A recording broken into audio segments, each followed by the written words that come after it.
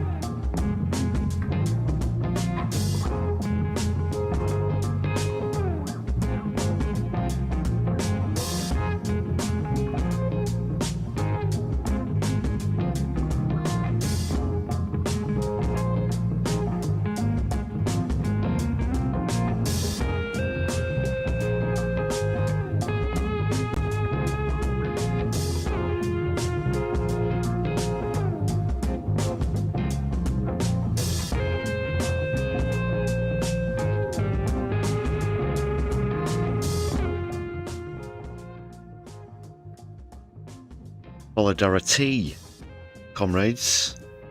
Welcome to the Brews at 10. On my left eye, I'm your host Lefty. Welcome all. This Wednesday, a Wednesday without a PMQs, without Keith's catchphrases, because it's the local elections tomorrow, of course, and Keith's busy either shitting his pants or throwing up.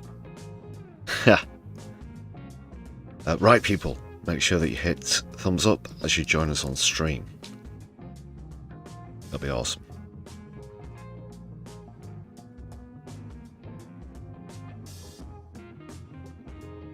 Yes, weeks have turned into days and now into hours this time.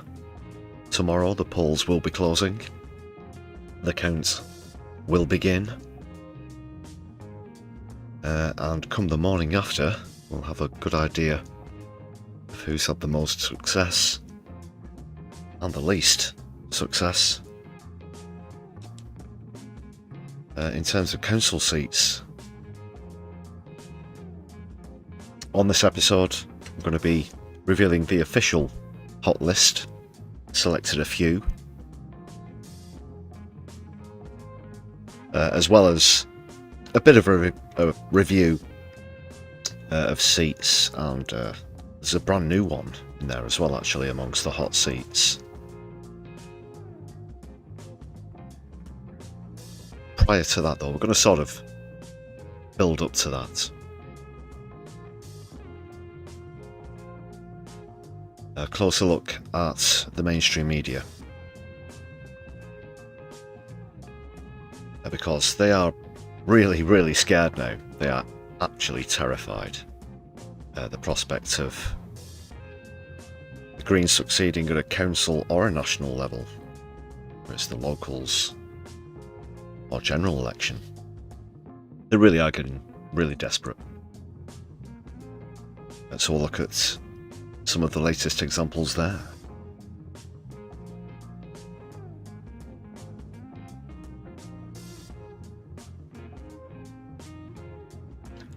This is a stream with a poll. Please do fill out the poll as you join us, of course, concerning said elections. How many seats do you think the Green Party will win tomorrow? So under 500, 500 to 599, 600 to 699, or 700 or more.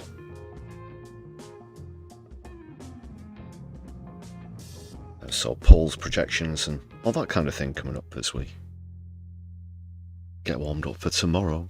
It's the most exciting electoral time since Gorton and Denton, which wasn't actually that long ago, to be honest. But first time out for the Green Party in full since that success here in Manchester.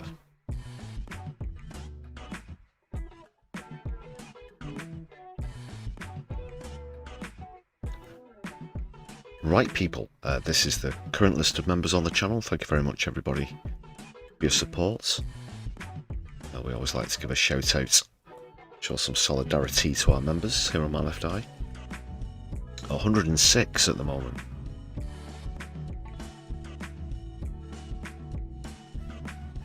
Other ways that you can support this channel are with super chats, super stickers, if you're with us live,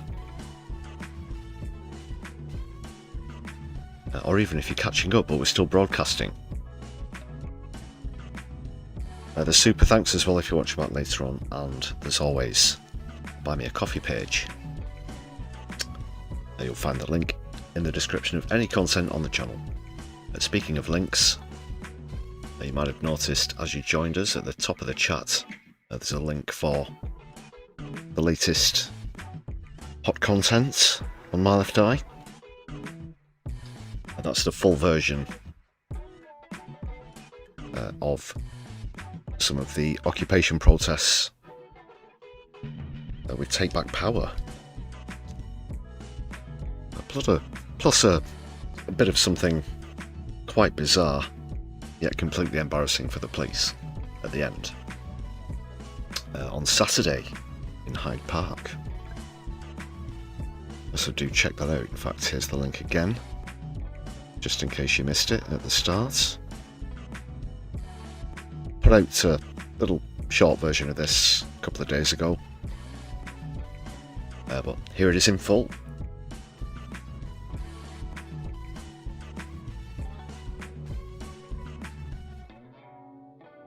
Aside from, I think there's a couple of inserts from Take Back Power's social media and Guy Smallman. It's all exclusive content.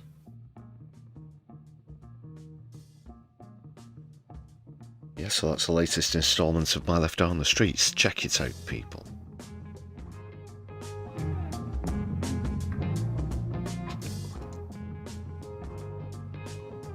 Okay, what's going on in chat? We have Doc Davies in there first. Nice to see you this evening. Hype them. Very good evening to you. Emma Richardson and Graham Turner as well. Solidarity to all. Viva Viva Palestina. Fists in the air, of course. Palestine.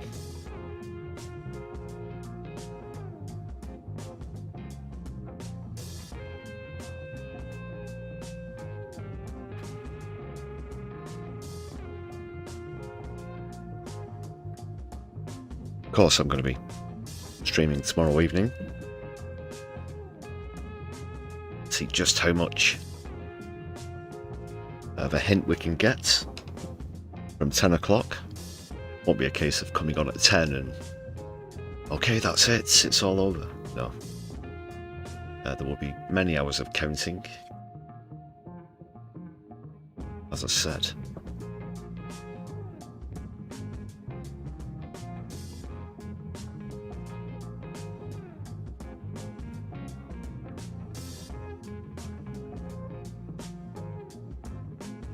Top tip as well, make sure that you got the chat set to live chat instead of top chat, and then you won't miss out on anybody's opinions, which is always good.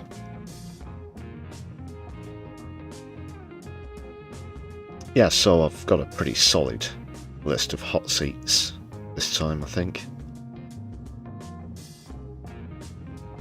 have had one set of local elections since My Left Eye became a thing, just over 2 years ago now.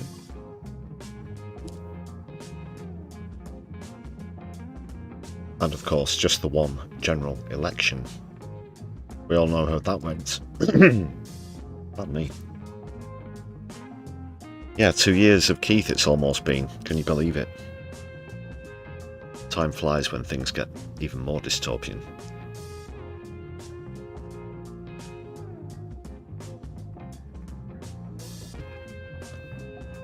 Oh, Graham, no, you don't need any hobbies. You're in the right place. You're always in the right place. With the Brews at 10 or My Left Eye.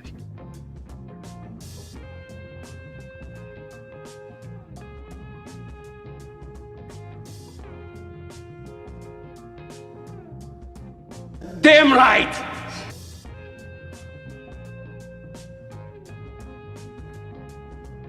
Comedy clip will be forthcoming, of course. Just a short one. Yeah, then mainstream media, it's Nick Robinson, who I'm going to be analysing today. Interviewed Zack Polanski on the Radio 4 Today programme. A bit later on as well, Julia Hartley-Brewer making an absolute fool out of herself in trying to confront a pro-Palestinian guest on, is it Talk TV she's on? Yeah, I believe so.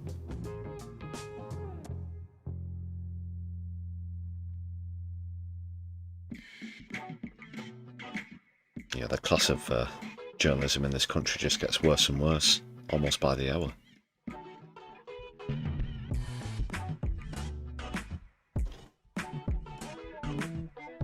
Graham, yes, the Lego Iran videos, well, they're certainly a lot more accurate than anything that the White House press puts out, that's for sure. A lot more entertaining as well. I don't know how they put them together so quickly, honestly. Yeah. That's some pretty serious tech.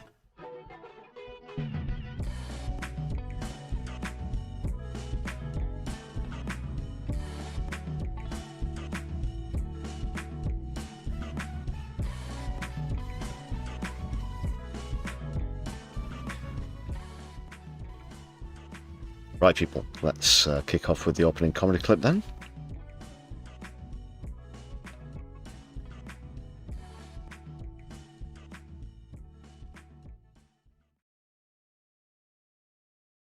Someone from Portsmouth isn't happy. Isn't happy. Sorry. Long day. It's the Exploding Heads and Colin from Portsmouth. Colin from Portsmouth is on the line. Hello, Colin. Are you voting, Anthony? I am voting, Colin. Yes, I am. Very important to vote. Of course you are, you entitled so-and-so. Yeah. That's typical of you, isn't it? Ruining this country by voting in the wrong people. Anyone but the common sense candidate. Well, is your man Common Sense the person you're voting? Or woman. Or woman. Come on, mate. Or woman. Check your privilege. Yep. But yes, my man is. Yeah, he's sorting out potholes, antisocial behaviour, and he's keeping local businesses open. Common bloody Well, that sense. sounds brilliant. It sounds just what you want. But the local media are fixating on one tiny, weeny little thing. Of course they are. Oh, no. Old Facebook posts of his saying he wants to wipe out a small group of people. No. It's always that, isn't it? It's always that small thing. Is that stymieing his campaign a bit, is it? They want robots in charge of this Yeah, country. they do. You can't have even a small bit of personality about you, or any beliefs that aren't handed down from number 10. He wanted to wipe out an entire race of people. Is that Find me someone who hasn't wanted the destruction of a group of people, and I'll Yeah. find you a liar. Yeah. And it's not even a big race of people. No. Who does he want gone? Who is The it now? Finnish. The Finnish. Yeah, he The doesn't Finnish. trust the Finnish. He wants them gone. Right. Well, is there a big Finnish population in Havant or Oh, Bedhampton? so people can't have world beliefs now, can they? True. Stick to your own lane, is it? Yeah. After an entire country invented the Nokia, took all our money when we bought 3210s, and quietly disappeared, where's all my Snake 2 data, eh, Finland? So who are you going to vote for now then, Colin? Now he's gone. It's hard to say. None of the other candidates have any common sense. Anyway, mate, thanks for having me on. Love to the family. Love to the family, Colin. Love to the family. They could have filled the potholes with those Nokias. But they could, actually. That's a really good idea.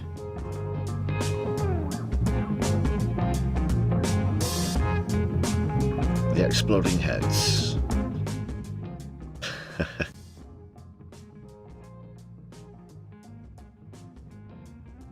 Apologies to any Finnish viewers. I know it's just a joke, isn't it? Obviously. There's a link in the description if you want to check out that video again, or indeed go to their YouTube page and subscribe, which I insist you do.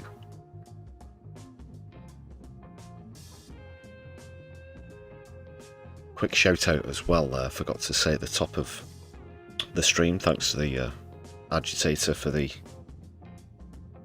Labour Party dumpster fire insert used at the top there. Divinya's in chats as well as Peasants of Evolves. Good evening. Comrie's with us as well. Solidarity from over the border. Yep, we're all hoping for good results tomorrow, but how are you feeling about the locals at the moment? That's this evening's poll question. Under 500, 5 to 599, 6 to 699, or 700 or more.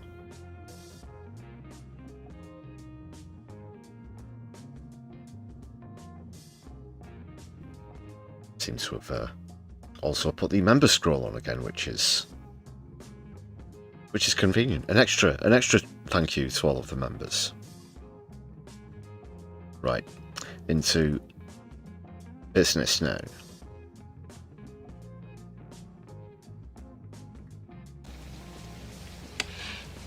Socialists. Oh my God.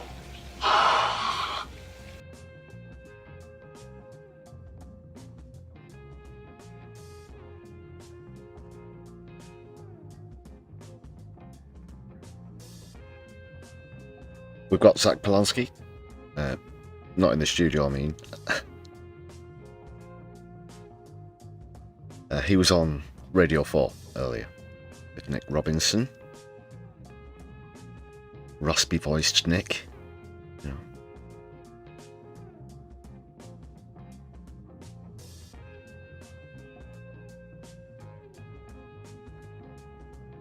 Yeah, and recently we saw Trevor Phillips really scraping the barrel with the efforts on Sunday. This time around, we'll see how Nick Robinson gets along in trying to avoid, you know, all of the socio-political issues that people might be concerned with, and see what he can pull out of the bag to try and scrutinise Zack Polanski with.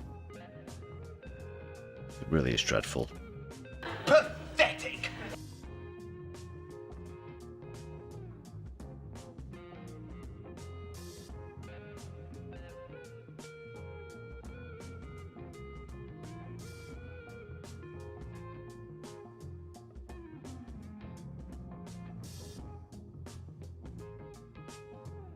I have tried to sort of jazz this up a bit, seeing as it's a radio broadcast.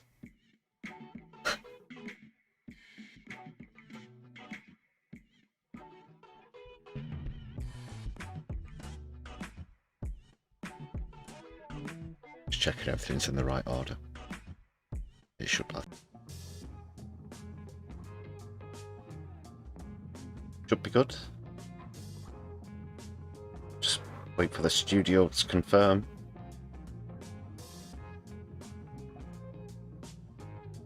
It's thinking about it. Okay, I think we're back. Sorry for anybody experiencing buffering there.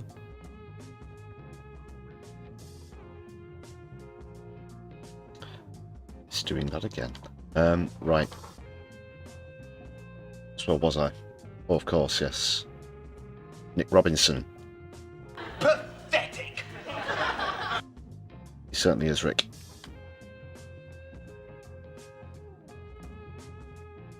So let's just see if we can tune in.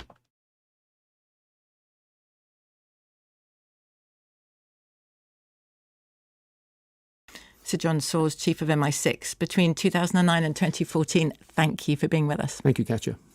It's coming up to 16 minutes past 8.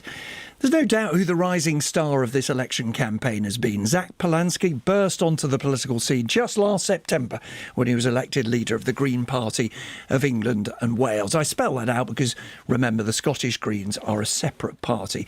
Since then, Mr Polanski's party has soared in the polls, but higher poll ratings have brought with them much greater scrutiny of what he and his candidates say and think and what they might do in office. I'm delighted to say that Zack Polanski is here in the Today programme studio for the latest, indeed for the last, of our party leader interviews. Morning to you and thanks for coming in. Thanks for having me, Nick. I want to talk to you about what your party would do if it does indeed gain some power after the votes on Thursday, but I want to begin by putting to you one of the latest stories about you. At times... Here it comes. Here it comes. Wait for it. Does he openly say that committing war crimes is okay, for example, like Keir Starmer has done? Let's see what Robinson's got in the bag. Investigation says that you've made a series of false or disputed claims about jobs you've had in the past. Right. Why, for example, did you say you were a spokesperson for the British Red Cross when they are absolutely clear that though a supporter of theirs, you were never a spokesperson for them? So I hosted various fundraisers for the British Red Cross, and indeed I would go on stage and speak for them about the amazing work they do tackling humanitarian crises, on the climate crisis, and indeed for refugees all around the world. I use the wrong word, and I accept that. But I would essentially take words on stage with me and speak. It's important, though, and I accept this, that they don't. So he has made support speeches. He has made speeches on behalf of the Red Cross. Yeah, it's not a complete and utter fabrication. It's not as though he wasn't involved with them at all. He's just made that up and tried to put it on his CVs, going off of what at best would be a minor technicality about the way he's described his role in the Red Cross. If that's what Robinson calls a strong start, I think we're in for a rough ride. Political party, and I've made sure that's been taken down. You say this sort of story is a fuss about nothing, that you get your facts wrong, because it comes up with other examples. Well, I think it's totally fine to ask me questions about my past. I would also say in the same breath, though, the Times published a pretty anti-Semitic cartoon of me last week. I asked them to apologise, and some of these stories feel like scraping the barrel to kind of go back 10, 15 years. I've had so many friends, I'm literally talking... Yeah, the Times, of all people, to come out with that. Actually showed you the cartoon on the last live stream as well. Do check that out, because there's some extra footage of last week in London as well. But just back to this point, yeah, that cartoon was absolutely disgusting. It was absolutely grotesque.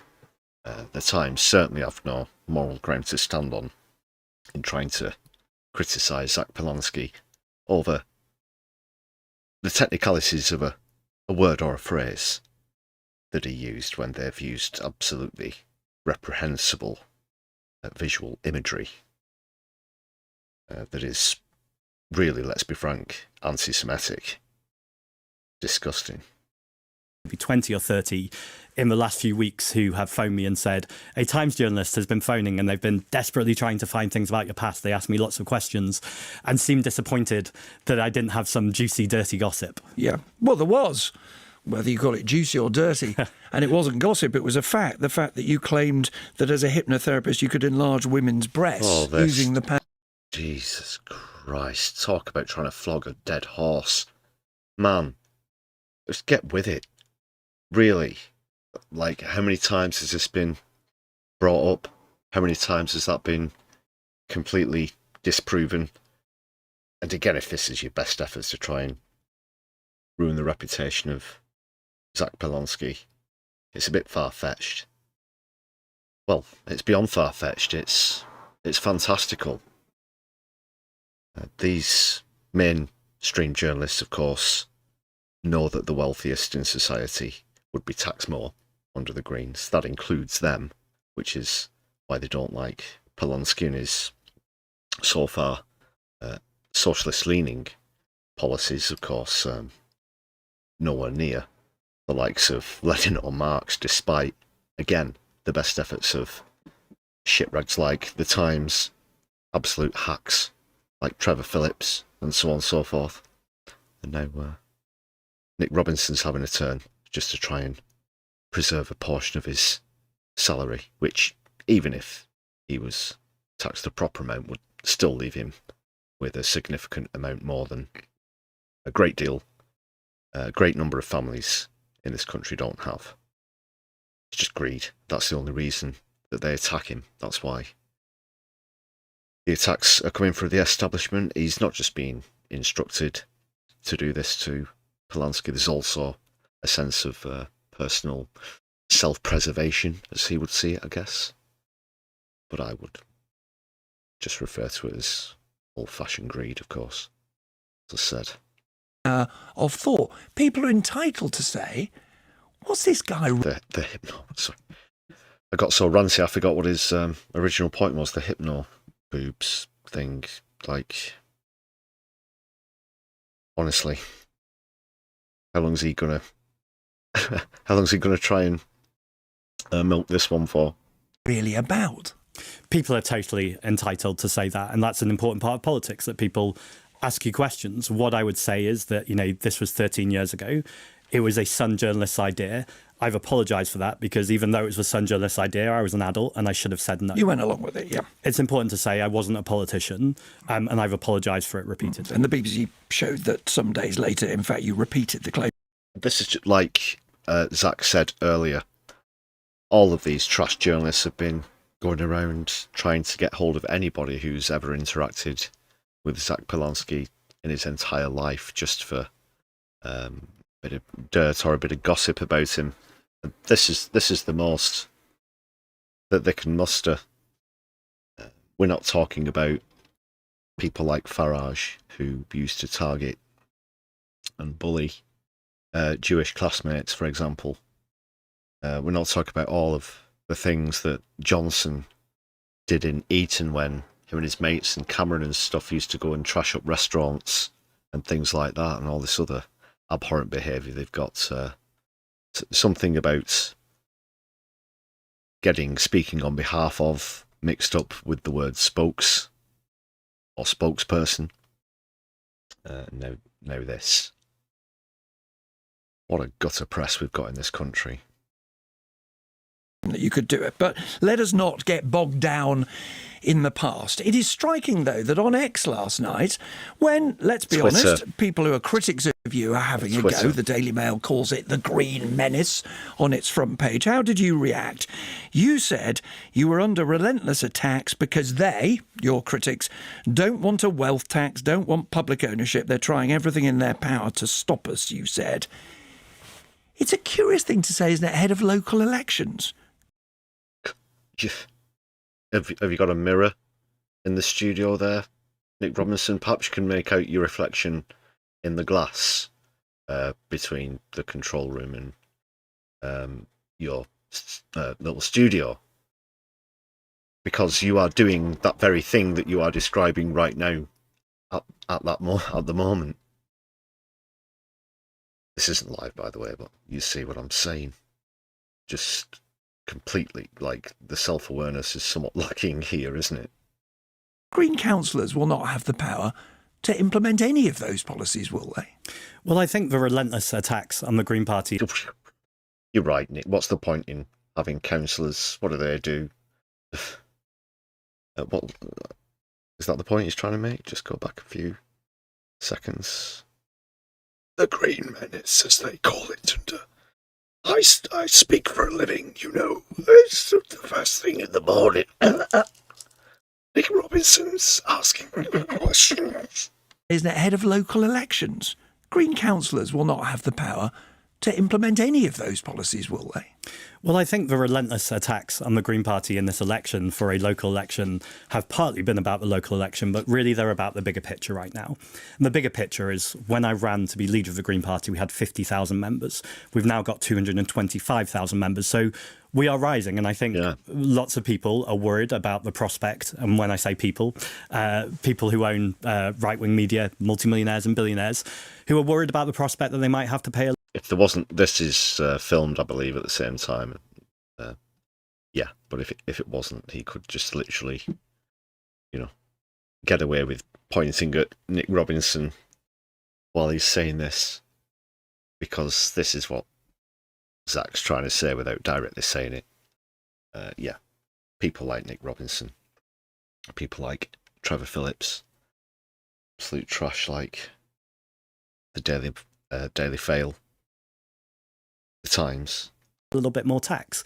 And so I think it's important that I focus on the vision and the hope and our actual plan. I also think it's a complete reality, though. We've seen it in the past before with left-wing leaders, that there's no secret, there's no love lost between me and the right-wing media. And almost every single day they print things that just aren't true. But just address the point I raised. Wealth tax. One thing I've pointed out before about Nick Robinson, he's what I call a yes butter. And as fine a point as you can make that knocks his bullshit argument out the park, it's just, yes, but, and he'll move away, he'll try and move on like he's about to do now. Won't digest or analyse the truth. If it doesn't fit his narrative, he'll just try and move away from it. And that's because, yes, Davinia, he's a Oxford graduate and was a member of the Tory youth, which is why he's daydreaming about Thatcher during his interview here, just for some comfort, because of course the Tories are going to take a bit of a whacking in the locals as well. Not as bad as Labour, but it's not going to be much to shout about for the Tories either.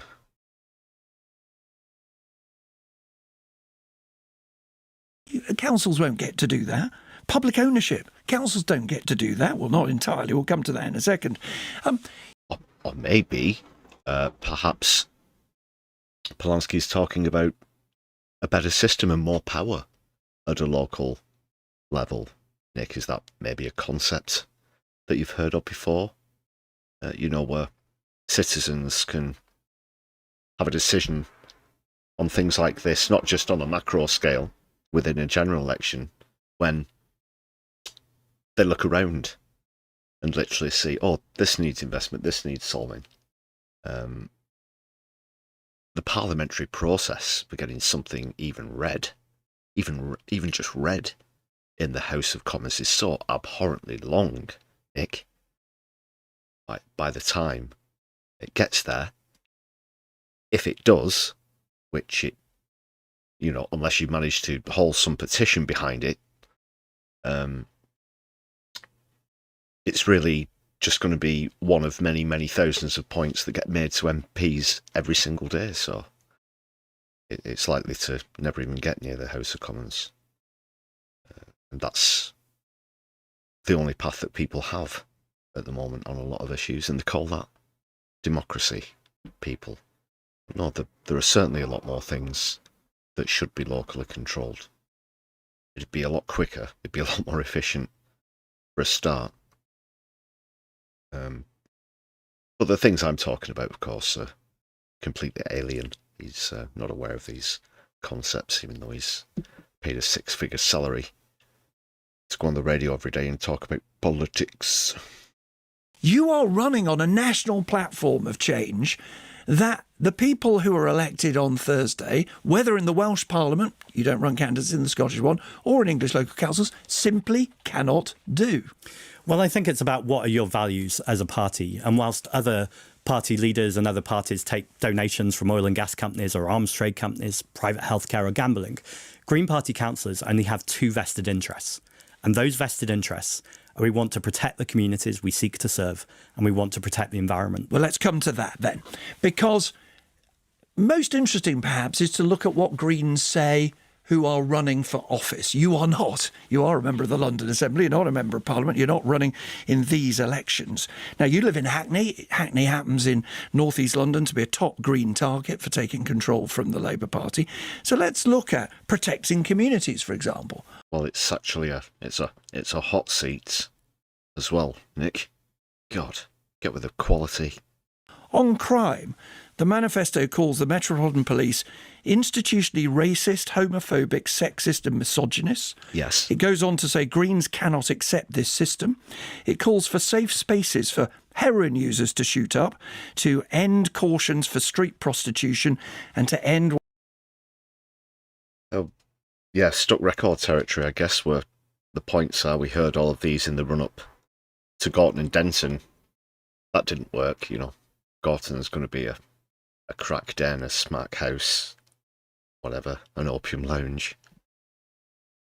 They'll be injecting marijuanas in their eyeballs, that sort of thing, all over the place. And he's not got anything fresh. He's just using all the recycled stuff, that we saw in the by-election here in Manchester.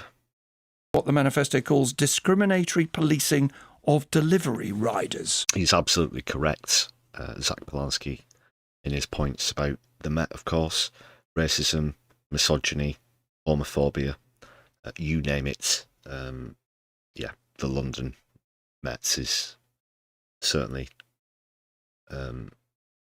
rife with it at the moment.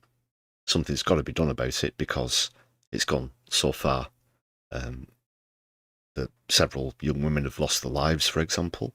Many other shocking cases as well concerning all of these different elements of hatred, which somehow seem inherent in large areas of them. There is a culture of it. This isn't just one or two bad apples, so to speak. We're not talking about outlying cases.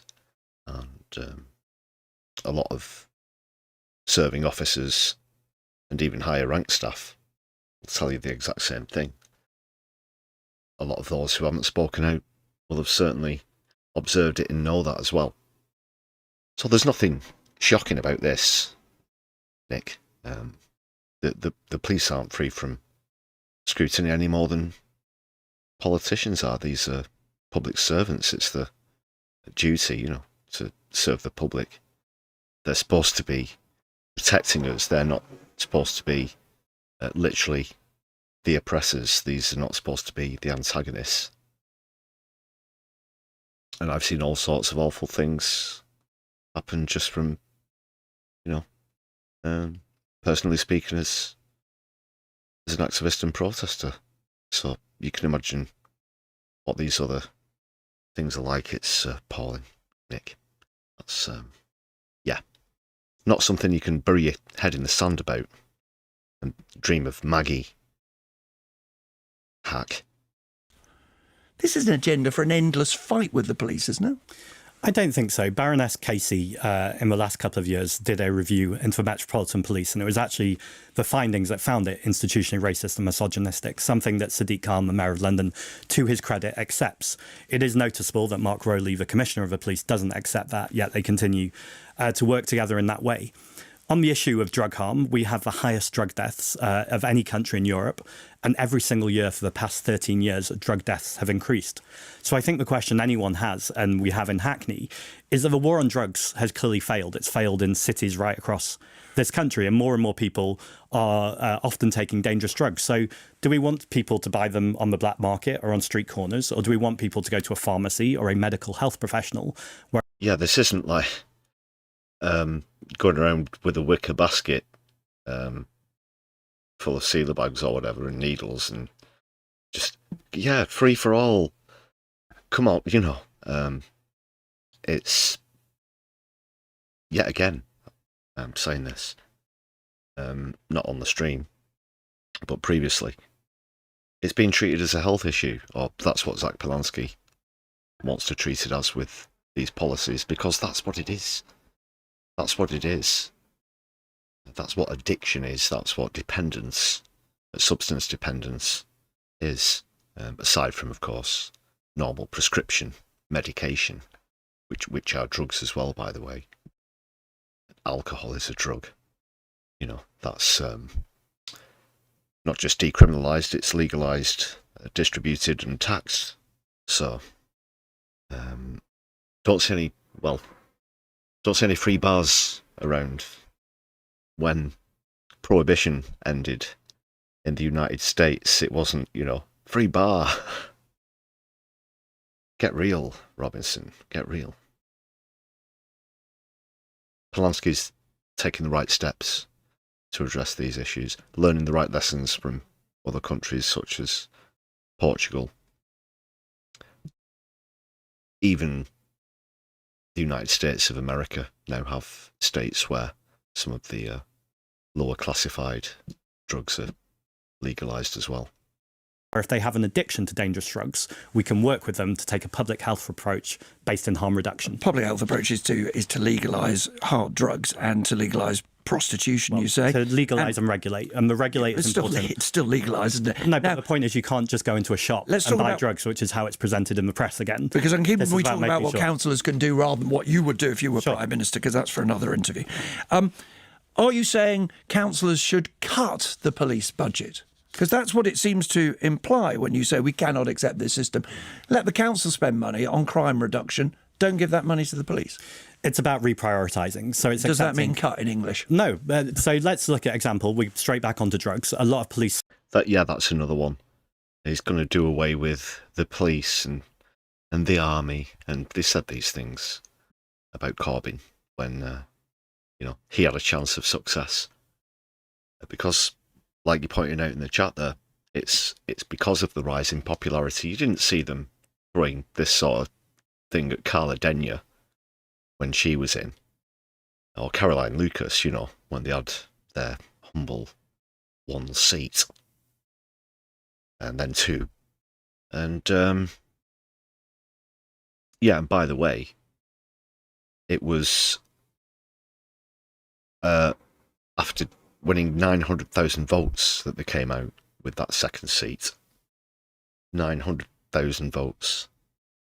And that's what it gets you in first past the post. But they're just terrified. They're just terrified.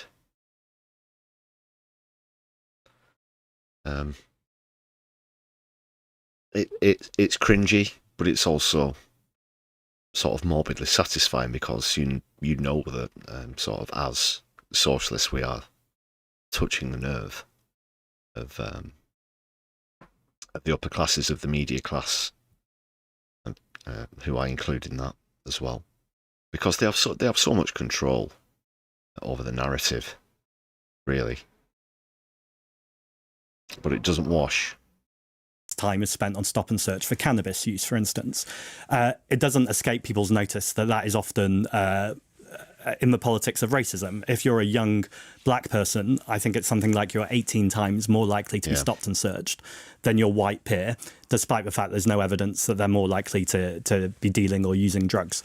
And so I think it's important that we make sure the police time is spent properly, which I think is about community prevention, about cohesiveness and bringing communities together, particularly in light. Clear whether it means redirecting the budget. Does it mean cutting the police budget? Well, it means redirecting within the police budget. So making sure that the time that police are spent is spent on community safety. Well, it's interesting that we talked about police because, as you know, you've come under serious criticism for retweeting criticism of the action of the police officers who stopped the alleged attacker of Jews in Golders Green. Now, then he was handcuffed and they nearly popped his frigging head open, Nick. And if he gets off because of serious police brutality, then he could potentially be back out on the streets. Is that something that you want? Not just from a different moral standpoint or whatever you think about the incident itself, the reason why he was arrested, but again, that very fact, and to see the police doing that is abhorrent and only backs up what he was saying about the Met earlier. You apologised for retweeting that. You said you should have a meeting with the head of the Met. You sent him a letter. I want to ask you a different question. You've not apologised for the content of that. Why did you empathise with the attacker and not with police officers who feared for their own lives and were trying to protect other people's lives? I think there's two things in that I really clearly want to say. The first is my very first response to the attack was to be horrified, as everyone was, I'm sure. And the first thing I posted was solidarity to the victim, to the family, and indeed to people who are suffering right now, including as a Jewish man, where Jewish safety is not abstract. But then you posted that officers were repeatedly and violently kicking a mentally ill man in the head when he was incapacitated by a taser, caused extreme offence to those officers, to the head of the Met, and to many people. I ask you again, why did you empathise with the attacker, not with the police officer? As I said, there's two things I wanted to say. So that was the first.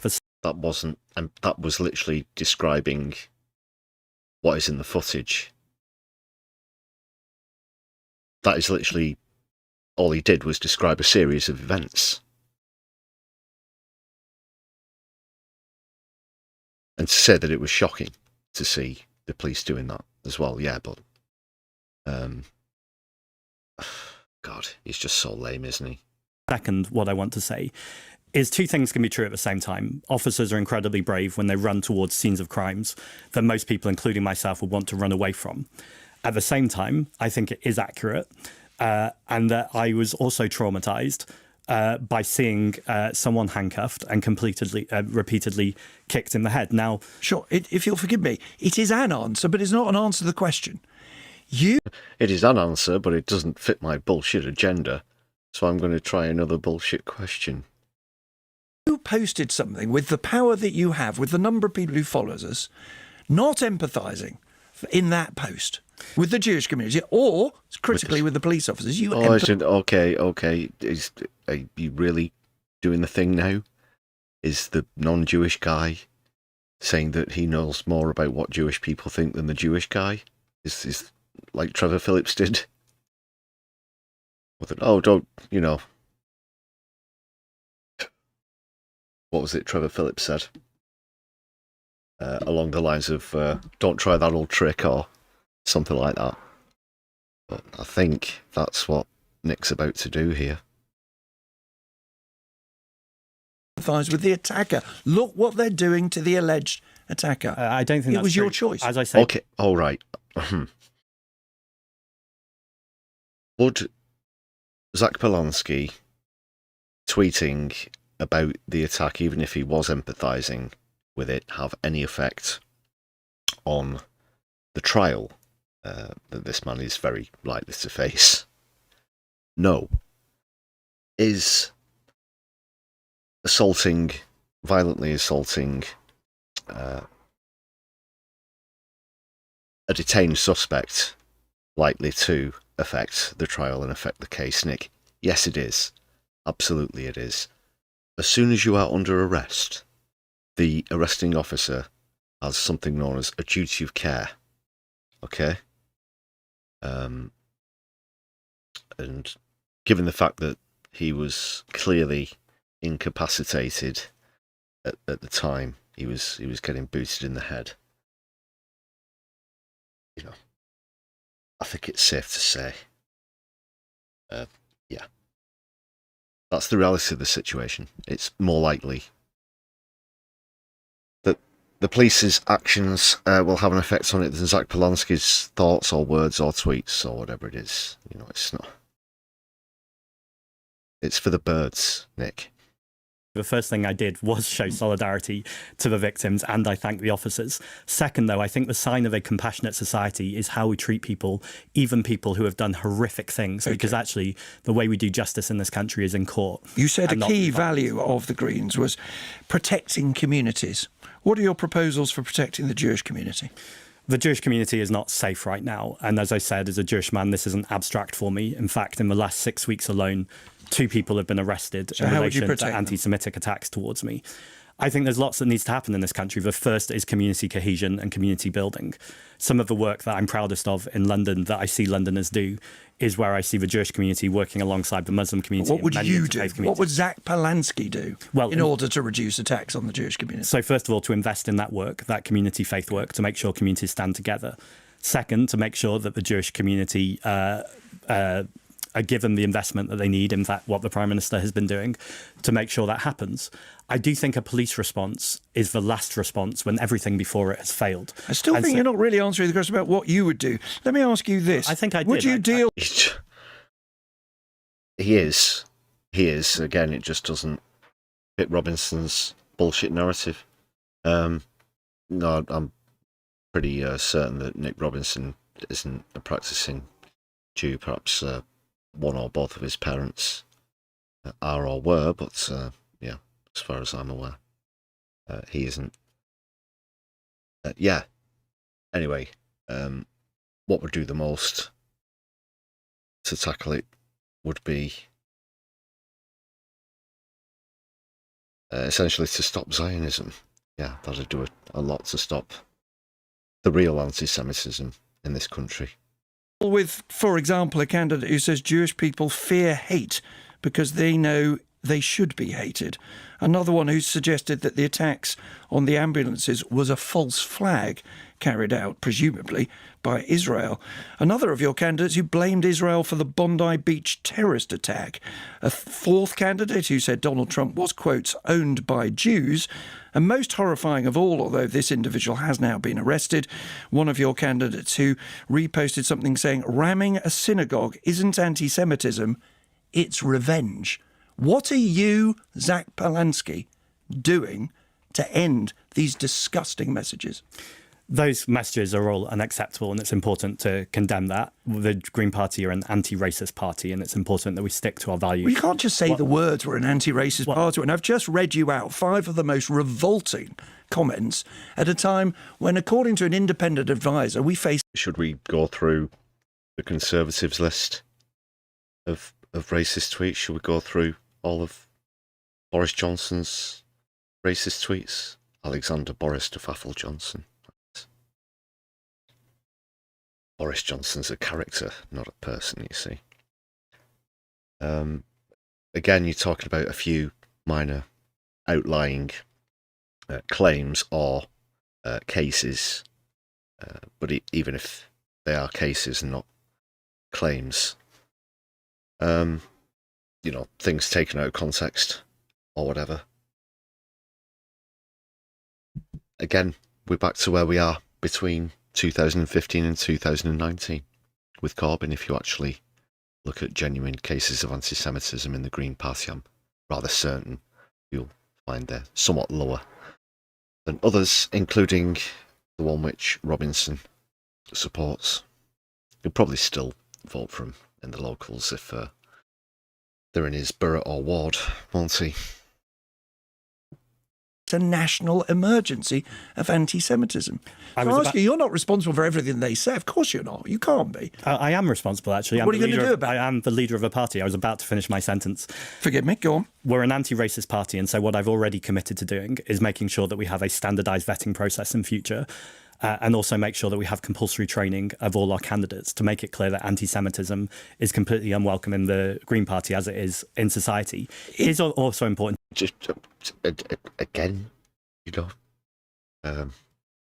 oh yeah, if you're such a all these hardcore anti-Semites signing up for a party with a Jewish leader, are they? Yeah, it's not just a tall tale, is it? Yeah, tell us another one.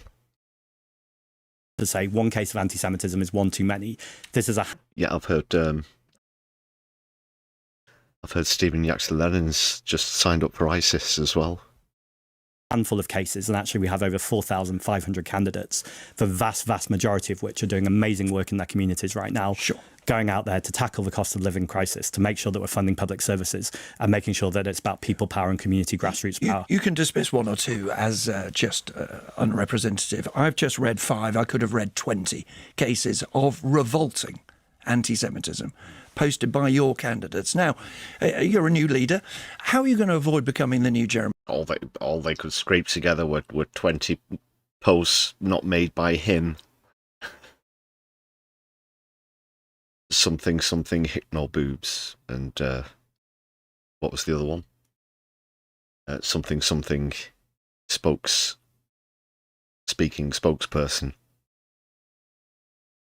Corbyn of British politics. Well, I think me and Jeremy are very different people, and there's much. Okay, so just you're a new leader. How? So they're going to compare Polanski to Corbyn now. How are you going to avoid becoming the new Jeremy Corbyn of British politics? How are you going to avoid being the new Jeremy Corbyn of British politics? So that's essentially asking,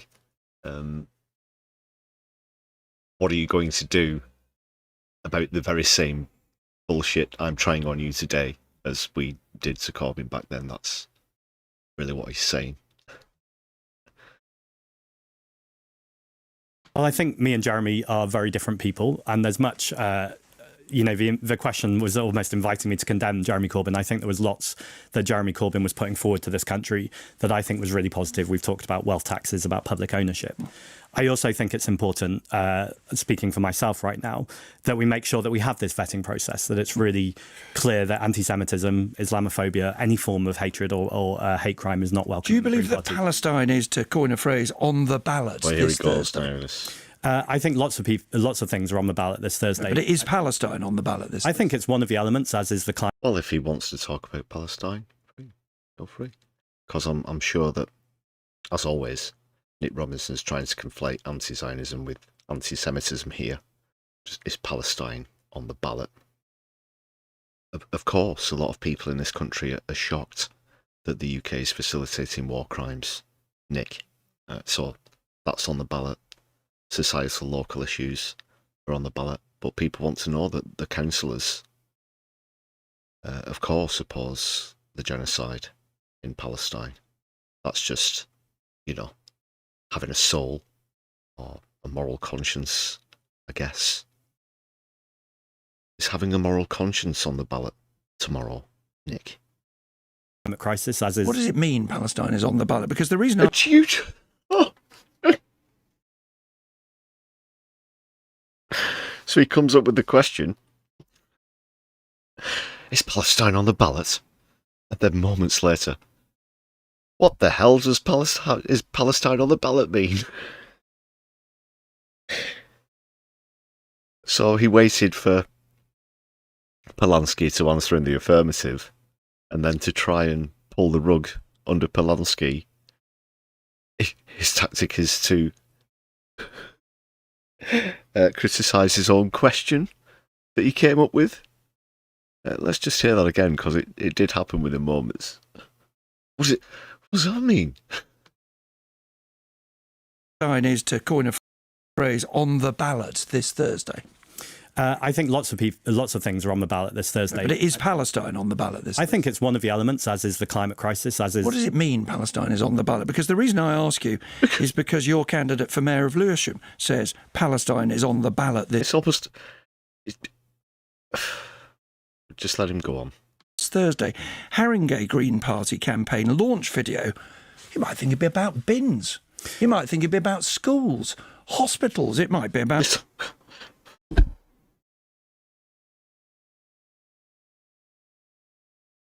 The British broadcast. Sorry, I didn't mute or anything. I was sat in stunned silence for a moment. The British Broadcasting Corporation, ladies and gentlemen. Who cares about war crimes? I want to talk about bins. Who cares about genocide? Yes, people have problems. Fucking hell. It's beyond comparing apples with oranges here. That's not exactly give and take. Yeah, sorry, I'd really like to stop the genocide, but I think they need to come round more often and empty the bins. Cleaning up the roads. It is a series of councillors saying, as a councillor, I will take all appropriate steps to uphold the inalienable rights of the Palestinian people. Do you think council... Again, it's a moral thing, Nick. Again, people would like to know that that is something that their councillors and MPs have in their moral playbook. elections really should be about Palestine? I think they can be about all of those things. And I think what people have seen in this country is a genocide for 2.5 years that our government is still arming, are still sharing intelligence with. And I think lots of people feel very strongly, both about their local services, as they should do, and feel equally strongly about the fact that there's a reprehensible genocide happening. And they vote but for the way they vote... He beat me. He just fractionally beat me to it. I was anticipating the yes, but... And there it was, almost right on cue. Yes, but... There's a reprehensible genocide happening, and they vote. But the way they vote in local elections should be determined by their views of Israel and Palestine. I wouldn't tell anyone how their vote should be determined, but it's like he's sitting there and dictating what people should think when they go into the ballot booth or the voting booth, whatever.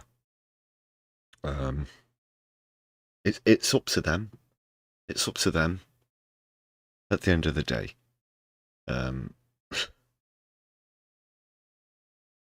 it's not the fact that he's trying to say that at a local level, obviously, there are more things that councils have control of. It's an attempt to whitewash the issue in its entirety, and thus, in his eyes, invalidate the Green Party and everything that Zack Polanski's about. Pure trash. I think it's an element for lots of people in how they vote. And you think that will contribute to community cohesion, do you? I think, yes. How? Because I think we shouldn't pit Jewish safety against a genocide in Gaza. That's conflating anti-Semitism and criticism of the Israeli government. That's something Benjamin Netanyahu does regularly, and as a Jewish person, that makes me feel less safe. Sure, but there are lots of Jewish people who would say... Bang.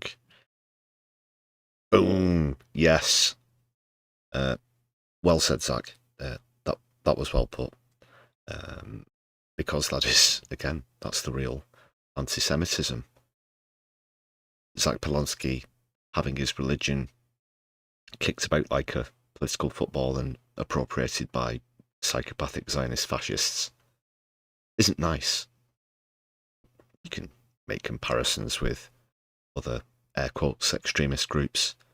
The Klan in the United States, pretending to be Christian, for example. That's the real thing that's causing people to feel unsafe. To you, they feel unsafe if they feel that their councillors are motivated first and foremost by Palestine. And if somebody gives that speech, for example, about Palestine being on the ballot, they are likely to think that. We looked, for example, at Barnet Greens, where 1 in 7 residents identify as Jewish. And it includes in its manifesto the fact that you're standing up for Palestine. Do you think that's going to help? Well, You ever seen the Jewish blocks on the marches, Nick? All of those thousands of people on the streets of London. No? No? Walk regularly on Palestinian marches with hundreds and hundreds, in fact, thousands of people, many of whom are Jewish. And I genuinely haven't heard this interview before, but yeah, I've kind of beat Polanski to the punch there. There have been rabbis who have spoken out on this too. I accept, though, there are Jewish people whose views are equally as valid, who don't agree with those views. And I think the job of all of us who are in public life right now is to de-escalate tensions and look, how do we bring people together? And I accept that's a huge challenge. And I think one of the ways we could do that is by ending our complicity in the genocide. Yes, Tommy Gunn, he did mention Barnet there. I think he was saying that 1 in 7 people identify as Jewish. It was High Barnet, I believe, or Barnet. Well, High Barnet's the underground station, at least I'm aware of that. Oh yes, I know my way around old London town. oysters and cockles and all the jelly deals and all of that stuff. Let's turn finally to another issue. We'll talk at greater length when we're talking about the possibility of you being Prime Minister, which you have said that you would like to do. One thing that is very high on the agenda now is the soaring cost of government borrowing. What would the Greens do to cut it? Well, I think we need to Tax the super rich.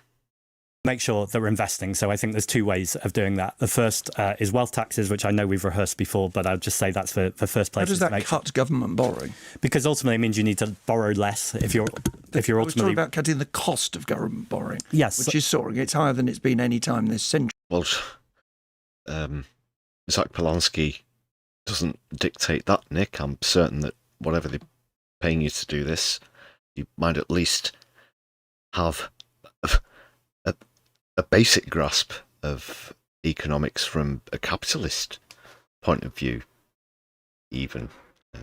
So, yeah, just literally what Prime Minister... There are a series of dials with digital displays above them, and in the morning they just get up and they call the Chancellor in, of course, to witness or assist this procedure. And yeah, just there's inflation, there's interest rates, here we go, that's, mortgage rates, water bills, CO2 levels. It's as simple as that. It's, like customising the settings on any other particular piece of electronic apparatus. Because people are nervous about high spending, high taxing governments that are politically unstable. I think someone who speaks brilliantly on this, who I've spoken to, is the economist Mariana Mazzucato. And she talks about the fact that a government should have a mission. There should be a very clear plan of how you tackle the climate crisis, how you reduce inequality. Now, if you have a clear plan and you're borrowing for that, you're taking the market with you because they can clearly see what the return on investment is and how you're bringing money back into the economy. That's how you reduce borrowing levels. If we don't have a plan and continue to borrow, then it feels very, very scattergun, and that's why things are getting worse. We need to make sure that there's a consistent plan in place that's set out carefully that can make sure we're putting money back into our communities and investing in those communities. Do you think you're ready to be Prime Minister? I'm not ready right now. No, I've been leader for 8 months and there's lots of skills and lots of knowledge to get. And I think that's fine. I think I'm a human being. I'm not perfect. But give it 2 years, you will be. Well, we'll see in 2 years' time, won't we? But I'll certainly be putting in the work. Zack Polanski, leader of the Green Party in England and Wales, thanks very much for coming into the Thank you, Nick. studio. Well, that was that, and it was just about as imaginative and convincing as I'd anticipated. A good series of responses there, I think, from Zack Polanski. Nick Robinson came out with the usual garbage. I think he thought the one right at the start there was the gotcha. When that failed, he just dredged up all the old classics. Well, I say old. He's only been leader since September. Polanski. Now look at him. Sorry, Nick. That's going to have to go down as a fail. Sorry, not sorry.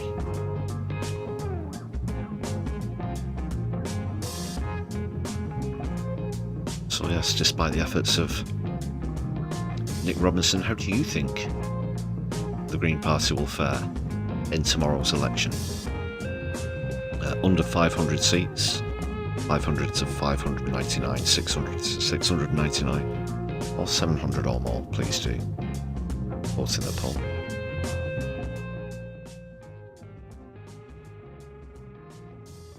Yeah, I'll come on to hot seats and the locals momentarily. Just another good example of a reaction to trash journalists. And I will more or less just let this one play through. I'm going to top up my tea while this is on. But Ashok Kumar was interviewed by Julia Hartley-Brewer. I think this is from earlier this morning. It might have been from yesterday.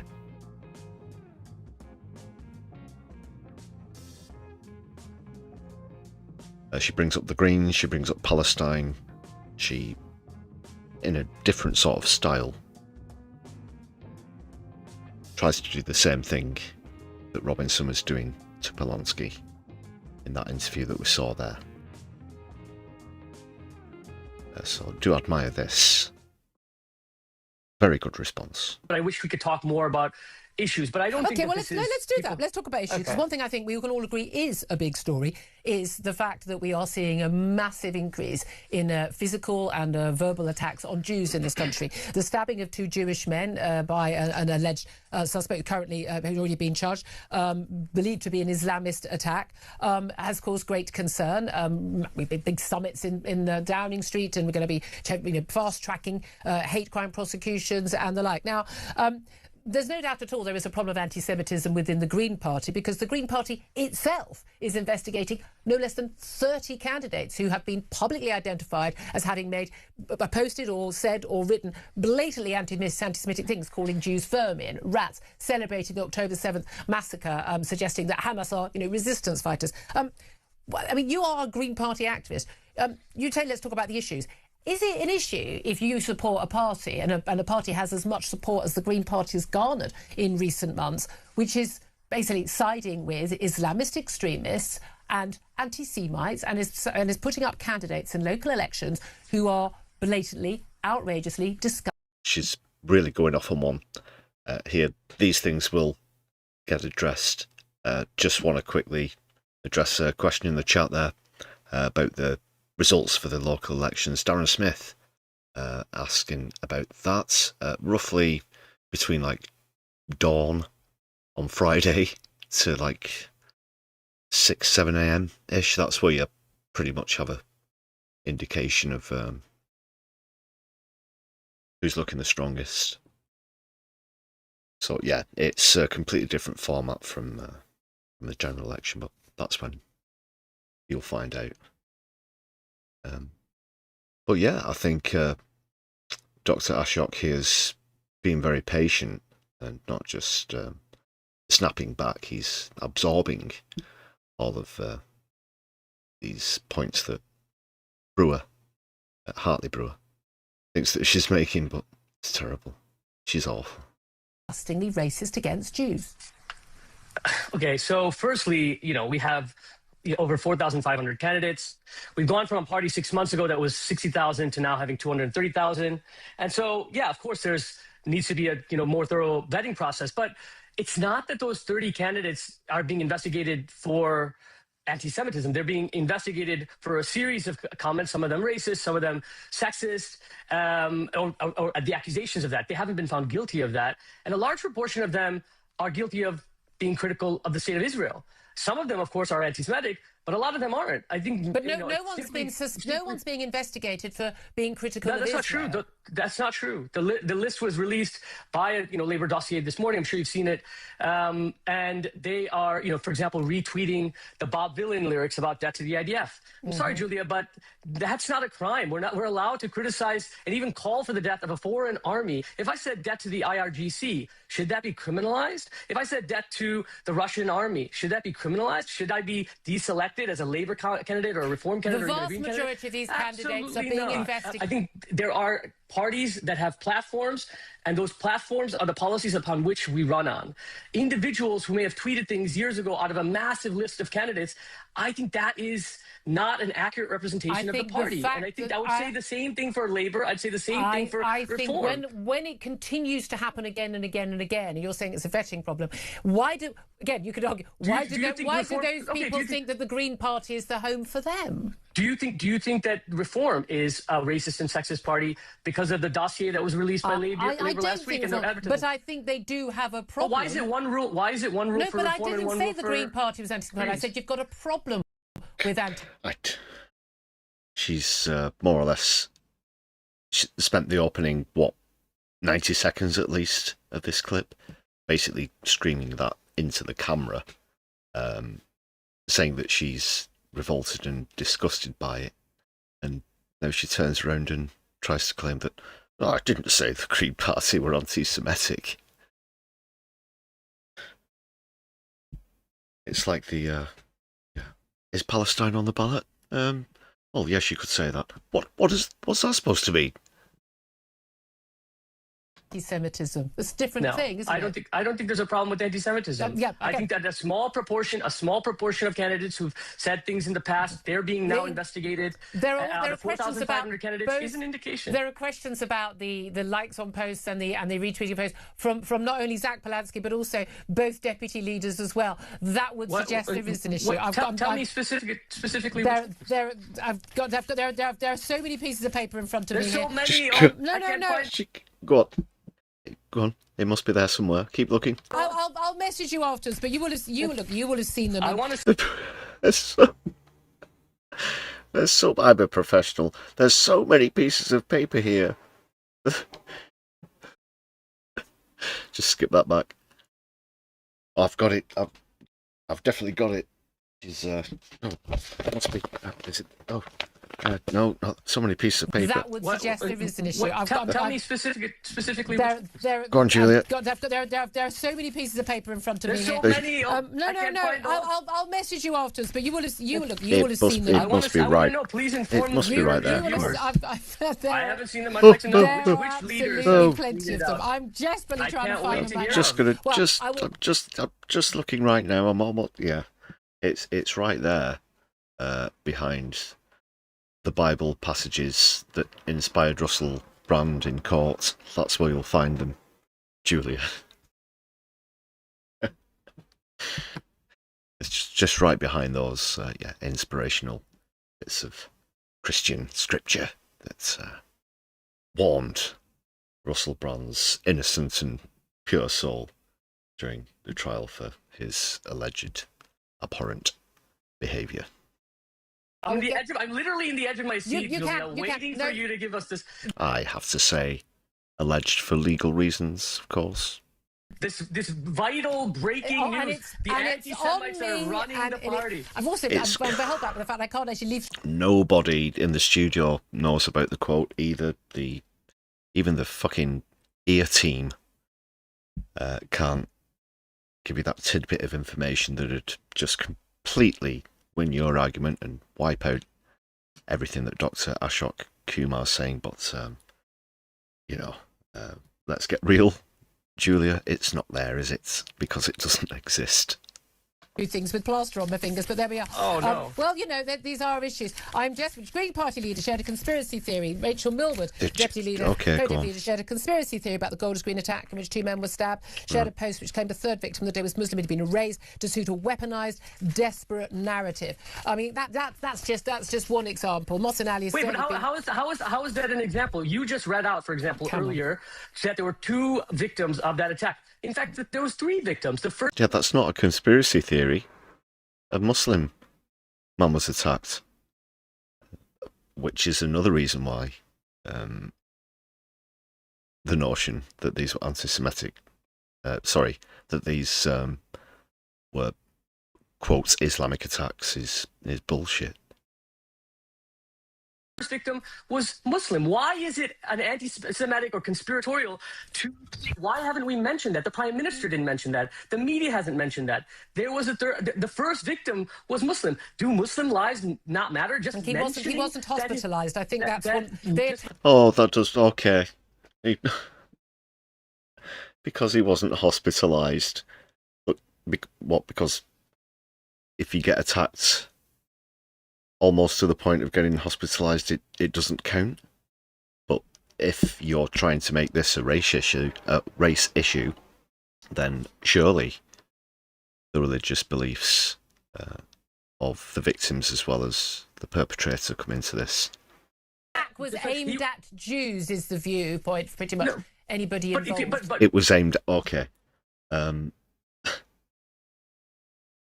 Because for a start, the 2 Jewish people who were attacked were visibly Jewish. They were Orthodox Jews and dressed as such, of course. But that is just really looking at the issue with the blinkers on, to see it that way. It's totally ignorant of, let's be honest, a third of the victims in this attack, because it's a mental health issue. Really, that's the first thing. And again, we're seeing the jump in the gun before, it's even any sight of a trial. The media, like with the ambulance thing, whatnot, immediately jumps to conclusions about the motivation before the gathering of the facts and any sort of proper statement to that effect from the police. But why not even mention that a Muslim was attacked first? And he was hospitalized, actually. But, his name's Ishmael Hussein. He was hospitalized. And we should name that. That his life matters, too. That's not anti-Semitic. That's not anti-Jewish hatred to simply mention the other person that was also stabbed. Well, no, I think it's not the mention. Yeah, whatever. Who? What guy? Oh, no. It just completely shits over my narrative that I made up. Maybe, is there a piece of paper there for that amongst those so many pieces of paper?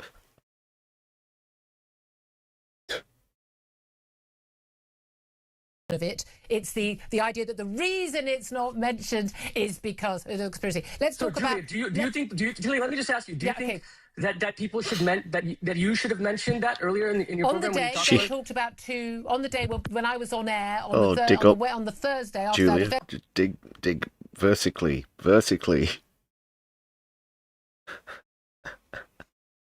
Well, she's really painted herself into a corner. She doesn't have any response to Dr. Ashok. The rifling of the papers isn't going to save her. It happened. I went to Golders Green. There was only talk of 2 victims at the time. But do you think it's a problem? That's the level of. That's the level of journalism we can expect from Talk. Is it Talk TV? I went there once. I spoke to one person, came back, and that completely solidified my opinion about the whole thing.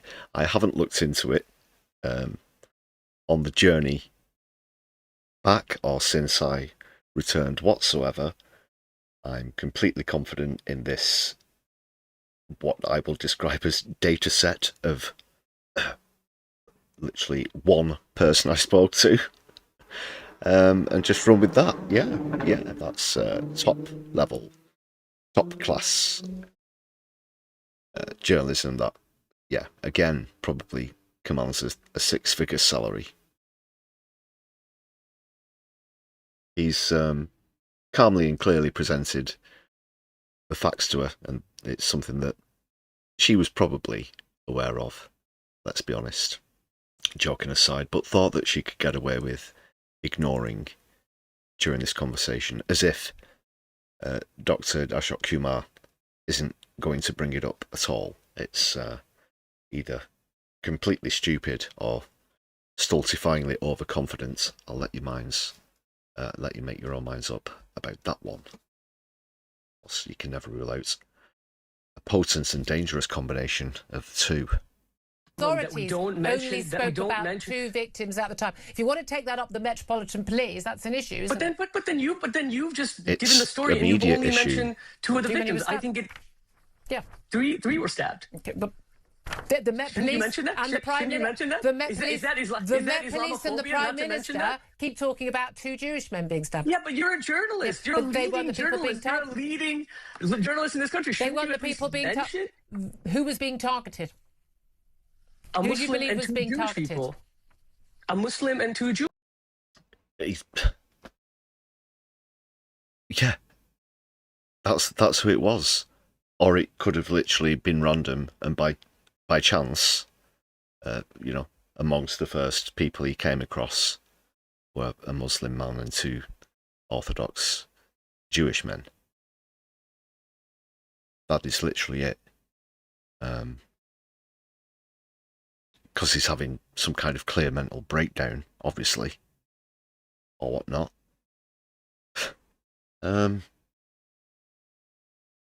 Wow. It was just so reaching because so who is it then? Which minority is to blame? There's got to be some community, some demographic that's to blame. Well, it's Talk TV, of course. Yeah, so it's, either young people that get a job, blah, blah, blah, whatever demographic they're choosing to attack. She's desperate for a narrative. Please, please, give me a demographic to attack. Who's to blame then? It could just literally be random. Jewish people. And you think the Muslim was targeted because he was Muslim? Well, I don't know, but I don't think we should not mention that. I don't know the full you've story. You've mentioned him, but there we are. Can I talk to you about... Yeah, he doesn't claim to know, like you do, jumping the gun. I've got very little time. I would maybe I'm guilty of conspiracy. Got very little sense as well, You Julia. think there's a conspiracy theory, but I don't think there is, and I think suggesting there's there's no conspiracy. Okay, can I How is that a conspiracy? Why does she keep... Well, again, yeah, a lot of people on the right think that pulling out the word conspiracy can kill an opponent's argument, but there's no conspiracy there. This third person definitely exists. Right, that's quite enough of Julia Hartley-Brewer. But well done for the response.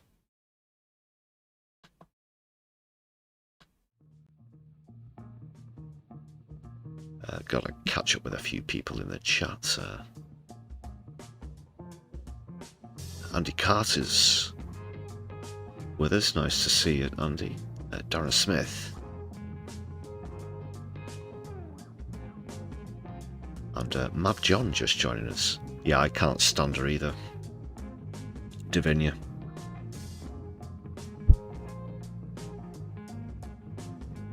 You ever see some, TV outlets, whatever it is, people watch this. This warrants the mainstream audience.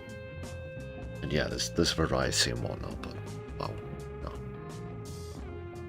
Shouldn't be anywhere near a TV studio.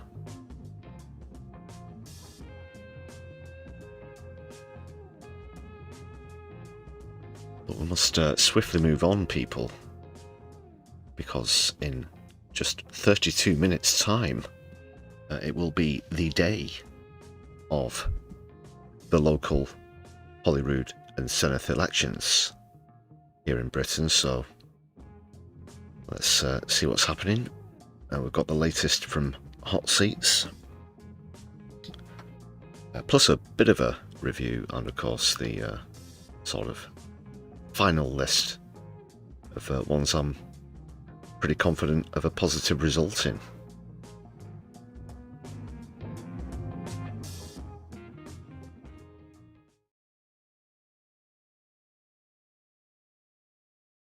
Okay, here we go.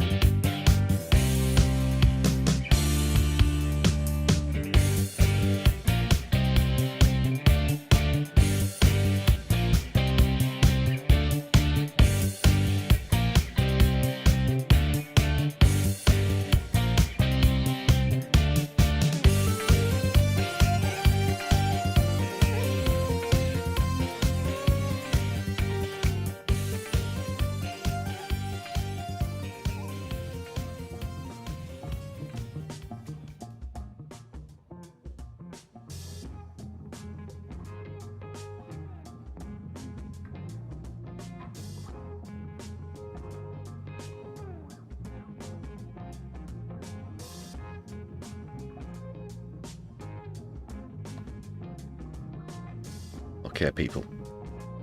Again, sorry I didn't have time to update the intro video. Just updating other more essential items before I came on stream. Notably, the Hot Seats list. And other such things, right. We're going to start with the latest edition, actually. This is one that just came in within the last 24 hours.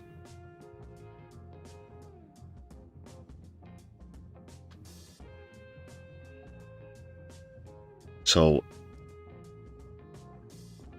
a hot seat in this election, I'm considering a seat that the Greens have a chance of winning or stealing from Labour or beating Reform too. But that they'll win nonetheless.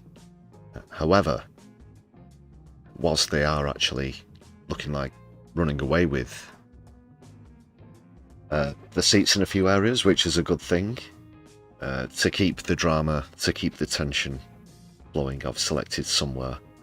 It is somewhat on a knife edge, so to speak, which is why we're going to be keeping an eye on them.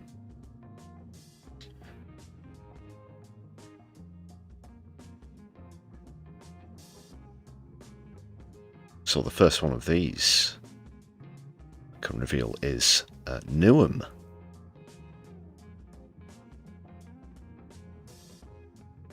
Again, shout out to Stats for Lefties. I'm going to be using Stats for Lefties representations of the polls throughout hot seats as always. And it is close according to this poll.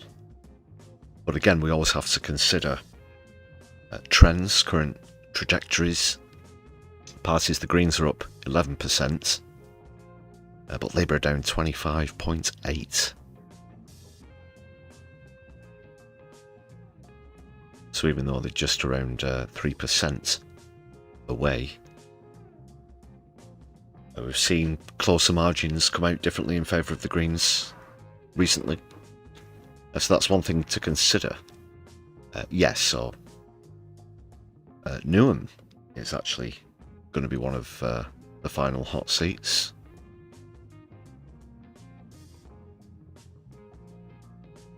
Other notables, Tories predictably down 4.6% there, but look at Newham Independents. They're in yellow.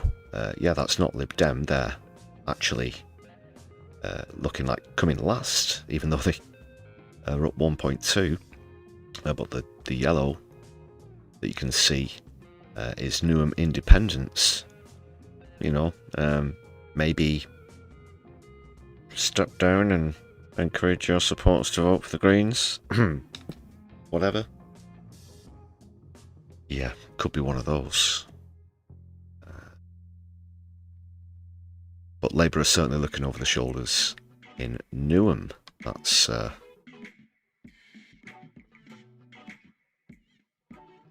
latest hot seat on the list. We're also going to be keeping our eye on Camden, because look at this, an even closer margin according to this MRP estimate. Soaring gain of 22.3% for the Greens, with Labour losing almost 20%. So again, if these trends continue, hey!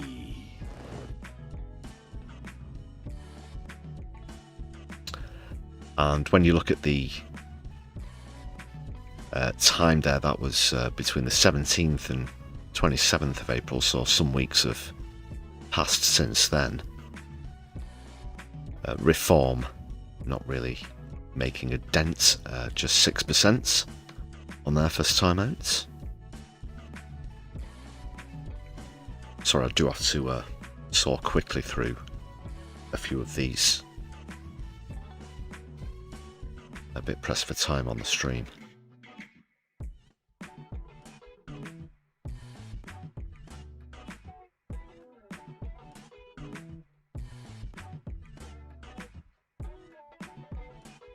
Up next, another London projection, and you mentioned, you heard Zack Polanski mentioning Hackney a while back there in the interview. This is the projected results. This is a projection, not just a poll, but look at that by a margin of some 7%.